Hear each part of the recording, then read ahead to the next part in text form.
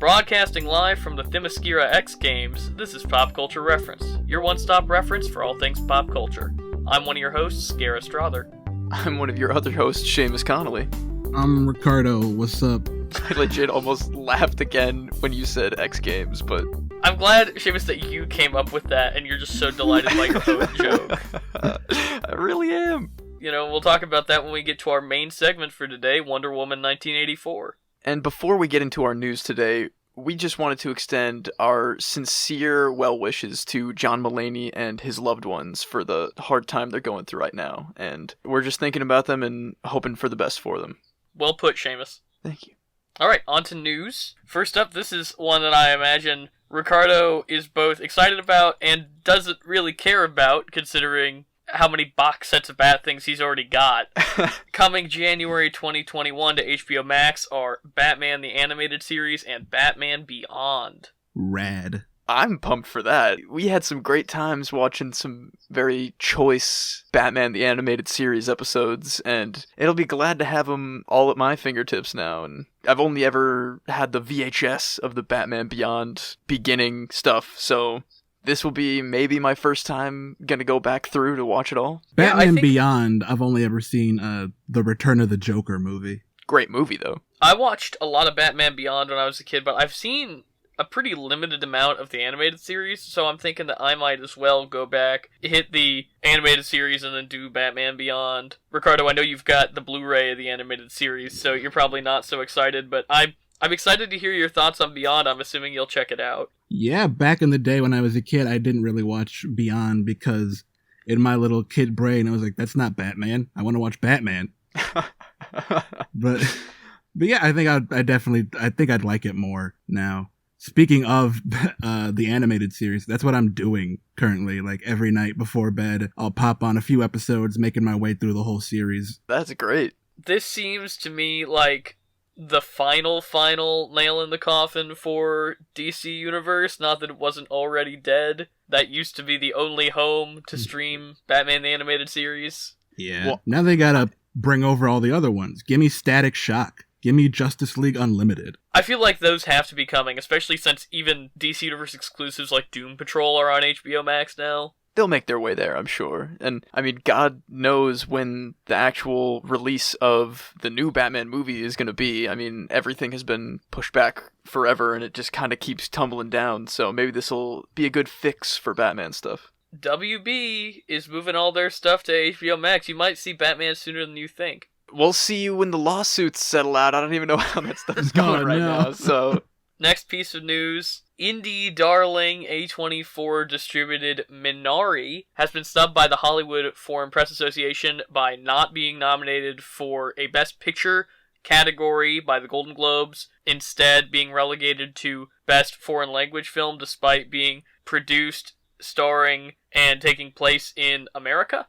Their reasoning being that most of the film is not in English. So, a lot of controversy swirling around that. They're getting pretty universal backlash from people in the industry calling it racism and calling it out for being a double standard when other films have been featured that are in, European languages. Yeah, man, as they should. I'm gonna have to agree, and even just thinking about, the most incredible movie of last year that swept the Oscars, of course, being Parasite. It almost makes me wonder to the point that, another movie that was actually made in South Korea that is predominantly in Korean, Parasite, sweeping so many awards last year, it almost makes me wonder if that was a subconscious reason that this was relegated to what is generally considered a lower profile category despite being one of the best reviewed films of the year. It's kind of blowing my mind that they could look at a piece like this and make such a harsh... It's just kind of showing how worried they might feel that all of the best pieces of art that they're seeing might not be coming from America in English. They're like, oh, we can't have Koreans win 2 years America in a row. first. That's a quote from the Golden Globes. We can't have too many amazing pieces of Korean art that inspire and show how American film industries need to, like, step their game up. Like, can't have that 2 years in a row. Especially when this is an American movie made by Americans. That makes it so much more confusing. That's the thing that's really... And then our last bit of news is that there is a new Firefly comic in the works from Boom Studios, which have been making the Firefly comics since Disney took over Fox, taking over from Dark Horse, who did the Firefly comics when they were under Fox's jurisdiction. This new series follows an all-new crew aboard Serenity 20 years after the events of the film. So, I'm really excited to check it out. They brought in some new writers that sounds like are going to do a better job respecting the source material than the other writers that have been writing these Boom comics have been doing. And I don't want to get too much into it because I know Seamus still hasn't watched Firefly, but I'll definitely be excited to talk about this on the show whenever these drop. So it's kind of like a soft comic reboot. Yes, it makes me wonder if... Last week we debated whether or not to cover the rumor going around that there's going to be a more kid-friendly Disney Plus Firefly reboot. Which is a bad idea. Why would you do it? Well, I do wonder if they're taking this route of having it be a younger generation 20 years after the events of the movie. It could be interesting to see, you could have characters from the series and the film still show up from time to time, but still do a different take on it. I'm wondering if this is them testing the waters to see if there is a market with Firefly fans for a potential series. Mandalorian has shown us that Disney is more than happy to put adult quality action-oriented space westerns on their channel, so I think there's a little bit of an overreaction from the Firefly community in that regard. But then the phrasing of it is a little weird. The phrasing of it is a little weird because it's coming from a notoriously unreliable news source with an undisclosed source at or close to Disney Plus. It's absolute nonsense news, which is why we didn't cover it last week, is because it's completely unreliable. So I think, though, that this does lend some credence to the possibility of them rebooting at Disney Plus. I'm not opposed to a reboot. I'd give it a shot. I think if they're coming back fresh and if they're coming back really well, maybe we should think about checking these out for the show. Maybe we could finally do our first comic episode, and there would be no excuses for me to not see this show that I've only been told legends about, so... This is the perfect excuse for us to do an episode on Firefly and Serenity, and finally get you caught up. God, I would love to. Just say the word. So it's coming in March. It's called Firefly, A Brand New Verse. Which, get it, that's kind of cute, because verse is what they call the universe, but also it's like a new verse, like in the song that is, the Ballad of Serenity. Homonyms. Shiny. Hey, this guy gets it. Okay, should we move on to Wonder Woman 1984? Let's do it. I hate that I get to hear that song. Like, you're doing it perfectly. I like the music. It's a great remix of the Spy Kids theme. Am I crazy? You are not. That is exactly what it is. Pedro Pascal coming to We Can Be Heroes soon. Wonder Woman 1984, now streaming on HBOMax and in theaters if you want to do that for some reason. If you dare. Let's start off, no spoilers, general thoughts. Gets worse as it goes? Yeah, it does. I think the opening sequence on Themyscira is way too long, but I think the second action sequence, actually in 1984, is really solid, and it just kind of steadily declines in quality and tone. Actually, the tone shifts wildly as it progresses. Yeah, I think we kind of mentioned it before, the difference of just the feelings between the first Wonder Woman and this new one is just like the wildest departure from what they were going for, and I do like the first Wonder Woman, but I found myself getting a little bored again, just kind of like in Justice League the first time I saw that. Oh yeah, most definitely. Oh my way God, too long. Yeah. I think they were trying to go for like a Silver Age kind of vibe, which I'm down for if you do it, well. But yeah, you're right. It does just, the more it goes on, just like, oh man, it's a slog. My take on this movie is that it was really going for being an 80s movie, and it hit it too well on the head, because it has a lot of the things I like about 80s movies, but it also has a lot of the problems that I have with 80s movies, which are the pacing's really slow, and a lot of it could have been cut. It has caricatured, kind of racist antagonists. Not the main villains, but, like, the way this movie treats Middle Eastern people is not super good. Yeah, I know what you mean.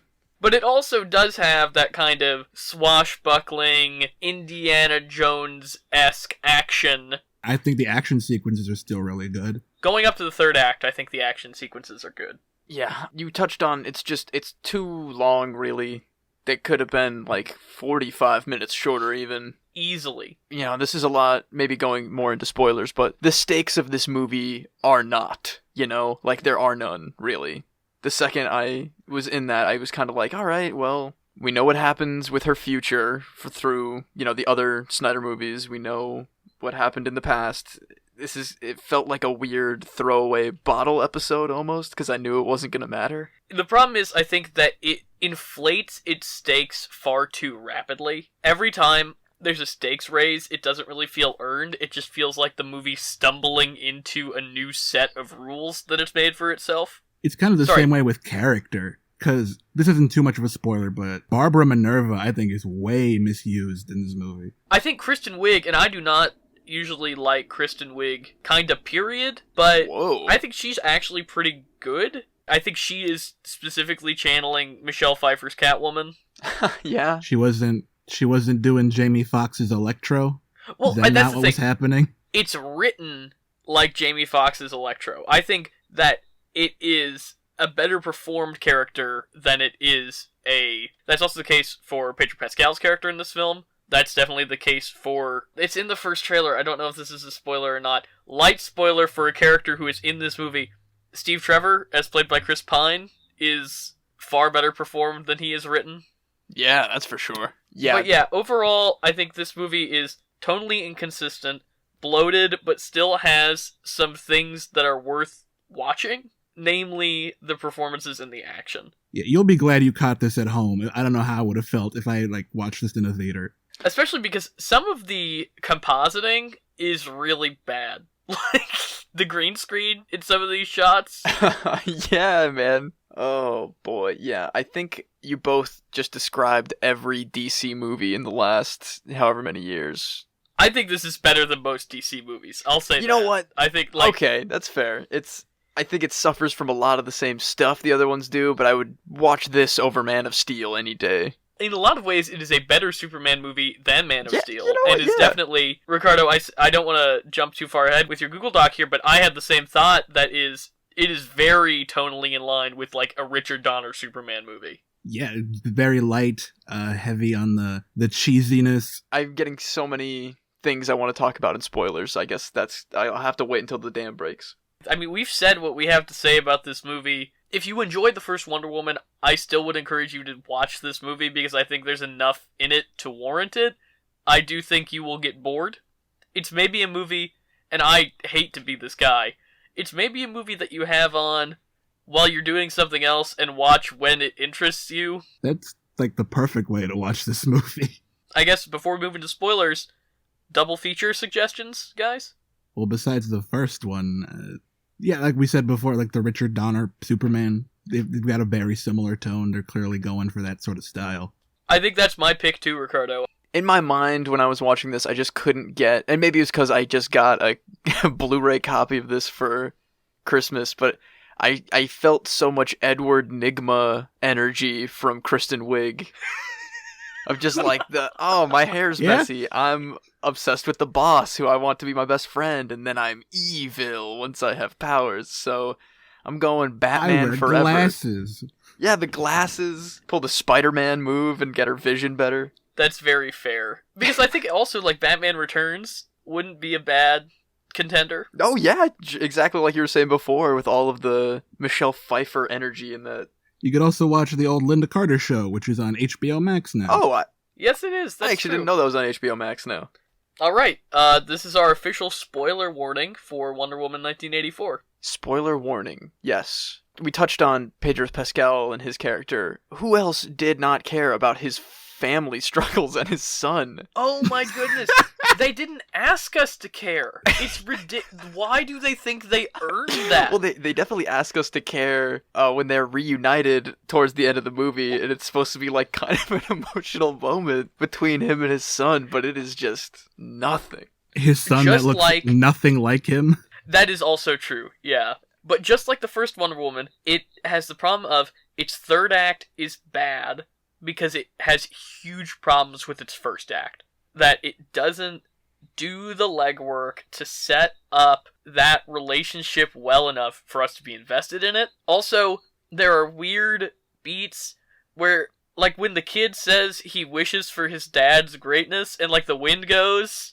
I thought maybe he was inheriting the wish power or whatever, but no, that didn't go anywhere. Yeah, nothing changes, right? He just keeps doing his insane wish-granting stuff. Yeah, it doesn't... Let's get into this. Magic wishing rock. Now, I'm cool with the wishing rock because, like, this movie has gods and stuff. If this movie had the character work to back up that premise... I'm cool with it, just because it's gods. Like, the whole thing is gods in the Wonder Woman lore. Ares starting World War I in the first Wonder Woman, I can get behind. There's a diamond that lets me wish for one wish. Like, or two wishes, depending on the rules. That's my issue. I don't have really a problem with The Rock, do what you want. It's like, what are the rules? What? Yeah, it's so inconsistent. I lose track about what this thing can and can't do. Yeah, he's like asking people like, oh, did I already get your wish yesterday? And he's like, yeah, sure. But then he offers multiple wishes to people, right? He offers Kristen Wiig another wish after she's already... No, but he's saying that he can use his power to benefit her. Oh, like those weird deals he's making are going to her instead of him. Exactly, because he found the loophole that lets you wish for 1 million more wishes. By wishing to become the wishing thing, he gets to choose what the consequences are for a person's wish. Now, whose wish he used to turn her into a cat from the movie Cats? Yeah. I do not know. Didn't even try to look like any sort of intimidating. It's just a cat from the musical. It's bad. It just is bad. I think Kristen Wiig's doing a pretty good job for most of this movie, but she can't act through that terrible mocap. Like, yeah, man, you could barely even tell it's her in the close-ups with like the prosthetic nose and stuff. Mm-hmm. While we're talking about Cheetah, Barbara Minerva, Patty, what are you doing? You can't have your characters do their arc through magic. Yeah, I guess. It's so weird. It took me back on the rules again. It took me a while to figure out what was even happening because they call that stone fake at the beginning. Maybe I wasn't like paying attention already, but like it goes back on that and it's real. And by the time she was like powerful and like kicking that drunk guy to death, I was finally realizing all the stuff that was happening, I guess. And I know by that time I didn't care about that character as much as I thought I would, to be like, that's BS. This nice character shouldn't be doing this through magic. Especially because that guy deserves it, but that's, like, none of my business. But then she turned on her homeless friend. That hurt. She's a good person. See, she fed that one homeless guy. Oh, and then she turns on him real quick. Don't you feel bad now? She's evil. She's so bad. My bigger issues with the quote-unquote rules of the stone are these. 1, why did we have to go through all the nonsense with Steve Trevor quantum leaping into that one guy when it's clear that, like, this stone is just making things appear. It can make a ton of nukes out of thin air. A big wall it can turn in Egypt. Kristen Wiig into a weird cheetah person. Why can't it just bring back Steve Trevor instead of making him into this weird guy that then they have a weird moment at the end of the movie? Did not care for that at all. I was mad. It brought up so many pointless questions about the way it works, and it distracted from the overall character work going into the relationship between Diana and Steve Trevor, which, again, I talked earlier about how this movie is like the ultimate throwback 80s movie, for better or for worse. And one thing I do like about this movie is that it takes its characters and their emotions seriously in a way that movies usually do not now, especially superhero movies. In that it lets the characters want things and be sad about things.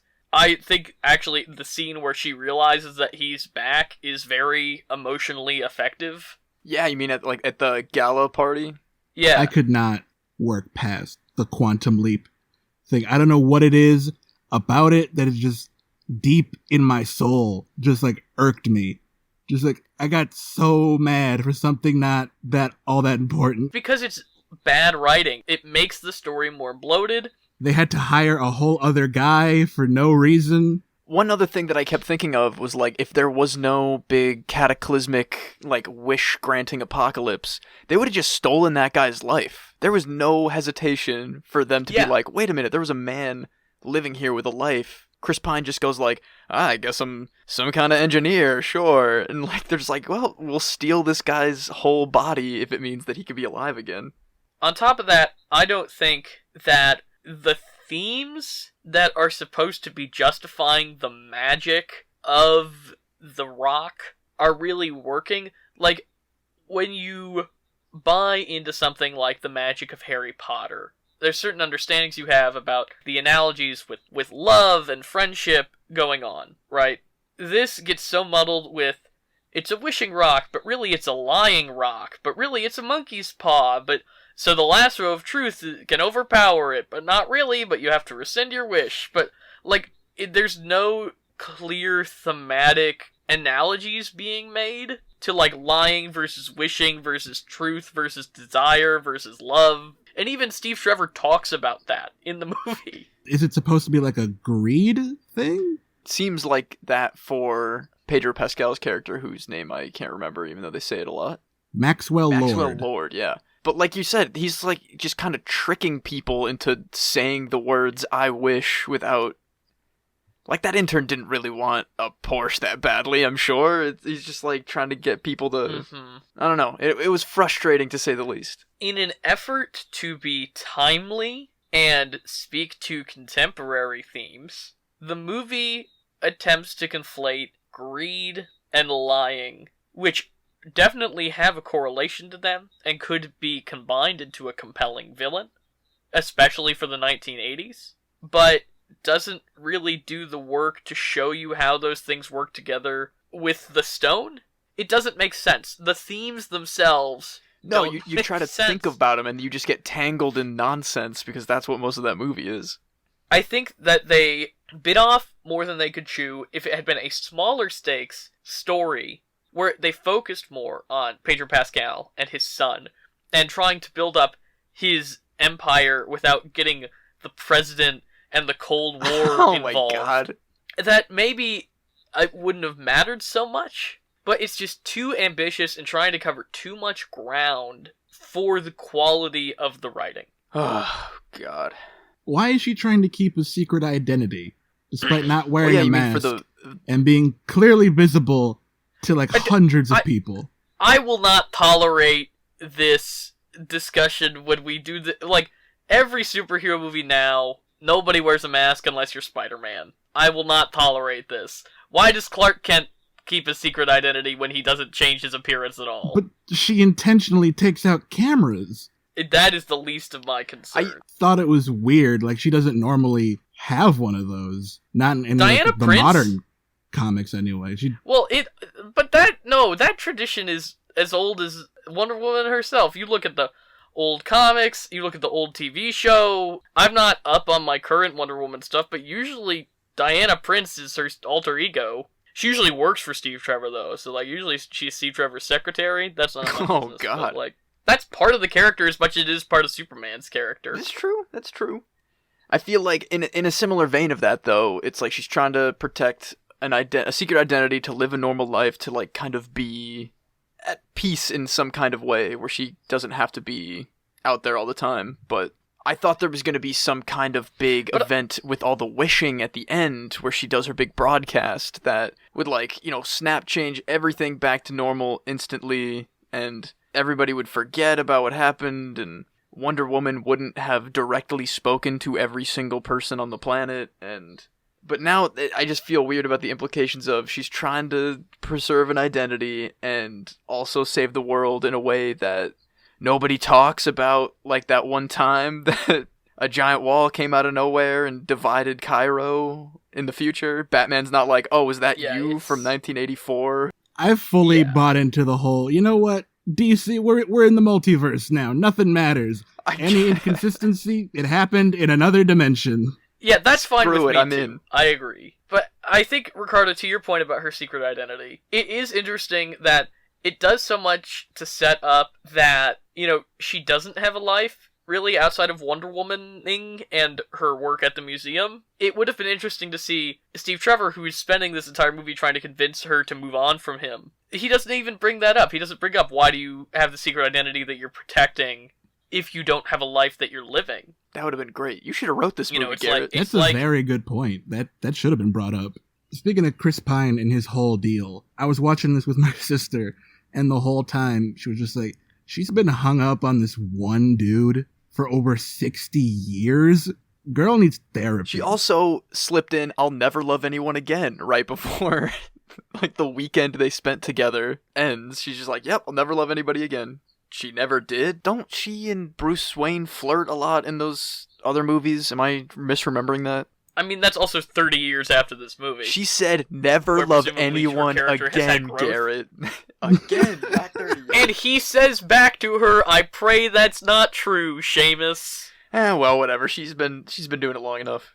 Before I keep forgetting, Invisible Jet, so we don't go the whole episode with talking about the Invisible Jet.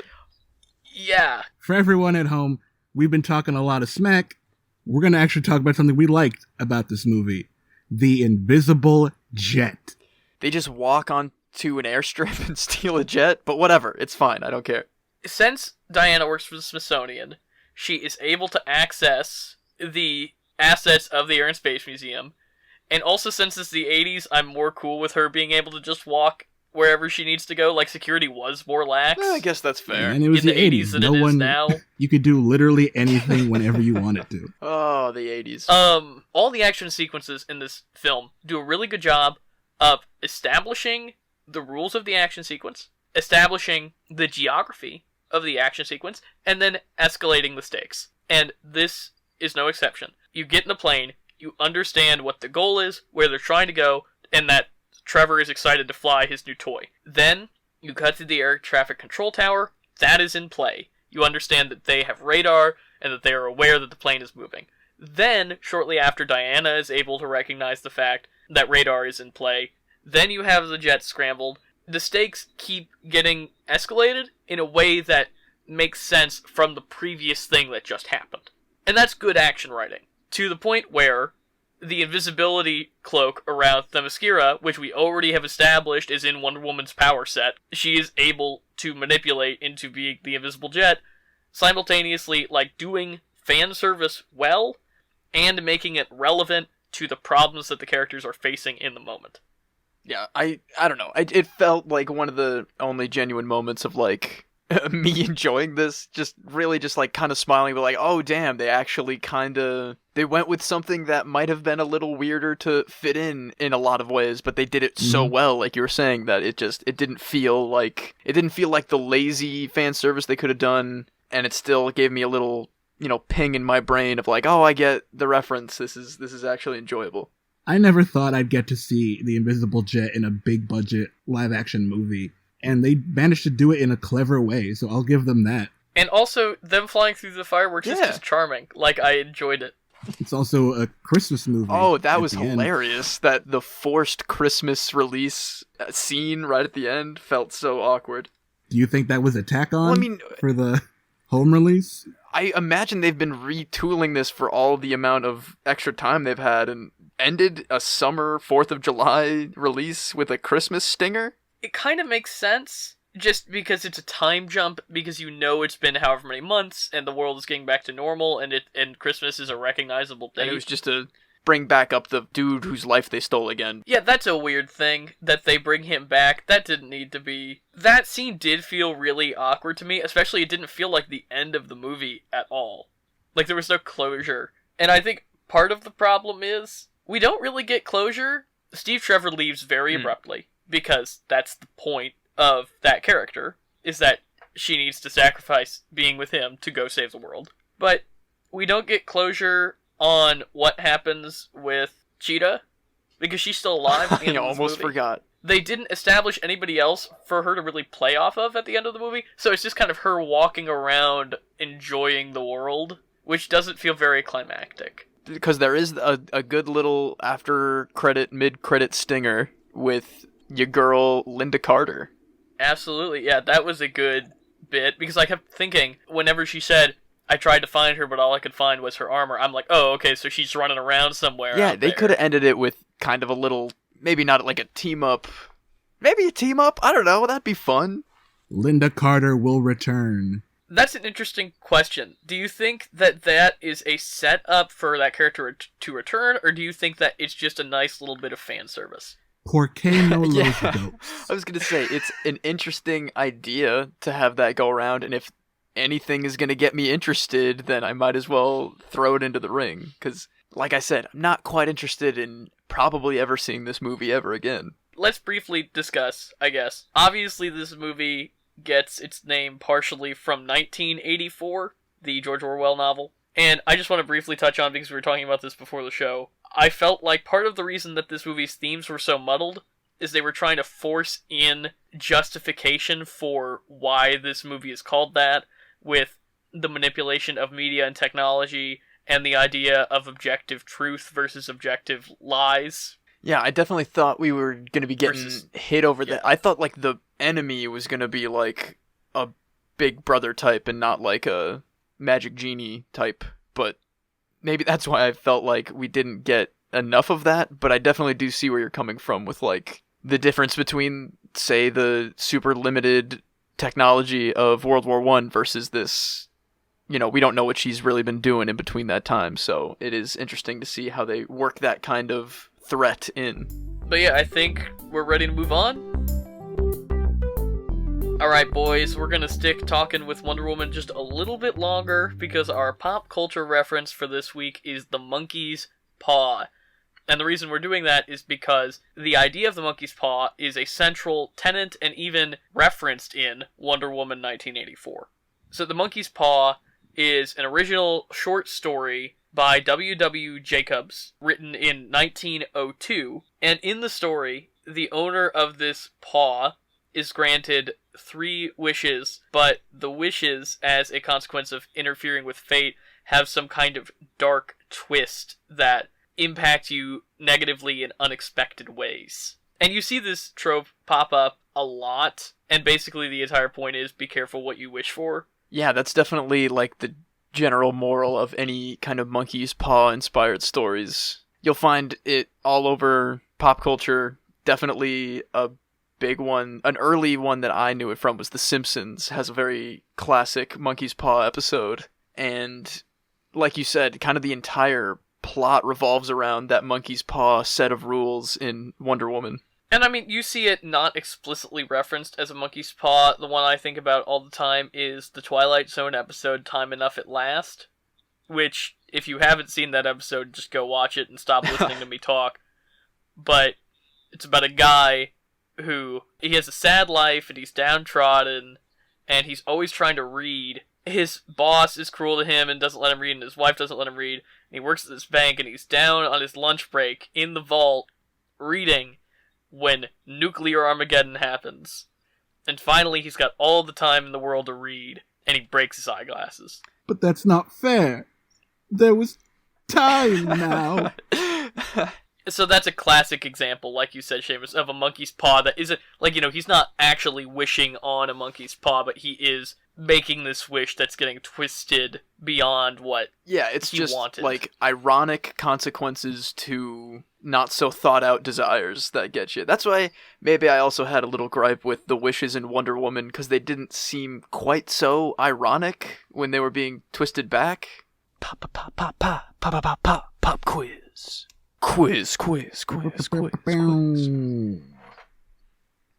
you want me to put that in after your It's just gonna be. quiz? You're just gonna layer on recordings of me doing impromptu songs to just one day win a Grammy for. Last week, I'm just going to excise from the record in general because we called it a draw, so we're going to revert to the week previous. You guys are still tied 3-3, with Seamus having won the last point. So Ricardo, it is your turn to pick the category. Either the Golden Globes or Wonder Woman. Let's go Wonder Woman. You guys know the rules. The first one of you to give the correct answer gets the point. If you guys say it at the exact same time, or neither of you can come up with the correct answer, we move on to the other category as a tiebreaker. Alright, here is your pop quiz question for Wonder Woman. Pedro Pascal is the main antagonist in the new movie Wonder Woman 1984, but what was the other time that Pedro Pascal has acted in a Wonder Woman property? 2011, the failed Wonder Woman CW pilot. Wow! There you go, Ricardo. I forgot about that show. Holy crap. You had that locked and loaded, Salgado. How? Yeah, that's Ricardo's point. So now he's in the lead, 4-3. Seamus, you better watch out. I really have to. Yeah, man, I'm one step closer to getting that PS5. Ooh. We gotta really come up with a different Every week joke, it's like, guys. but seriously, I we need to don't not think we joke will. about taking my PS5. I can't believe it's already time, boys, but who's ready to save the rec center? Let's do it. Since I've been back home for the holidays, I've been watching a lot of great Christmas classics, and I don't know why it gets me every time I watch it. Bing Crosby and Danny Kaye in White Christmas is just the classic of classics, and, you know, some of those old Christmas movies, I'm not going to name names, which one, they get a little dry, they're a little boring sometimes, but this one is just the most entertaining piece of Christmas old school media ever. It's all about, like, Hollywood showbiz and how that works its way into, you know, Christmas, and it's genuinely just the weirdest plot that you never remember how weird it is, because it makes no sense, because it was from, like, 100 years ago, but it's fantastic.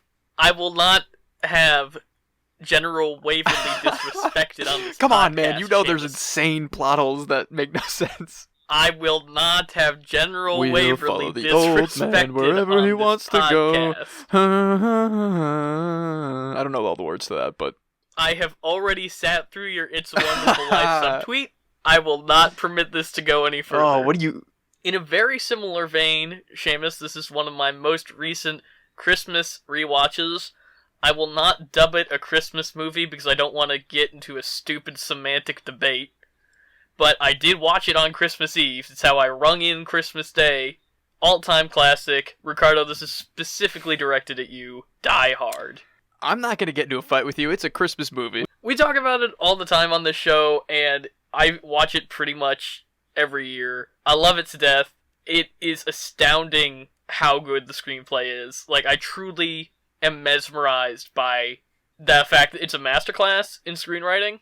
Everything is so tight, it's so good, and so funny. The thing that I really picked up on this time is how good the editing is that movie could really feel stumbly and flat, especially with its mix of comedy and action, if the editing were not so expertly executed. Honestly, one of my favorite movies of that era So- and of all time. It's such a great powerhouse action flick, and goddammit, you watch it any holiday you want, especially Christmas.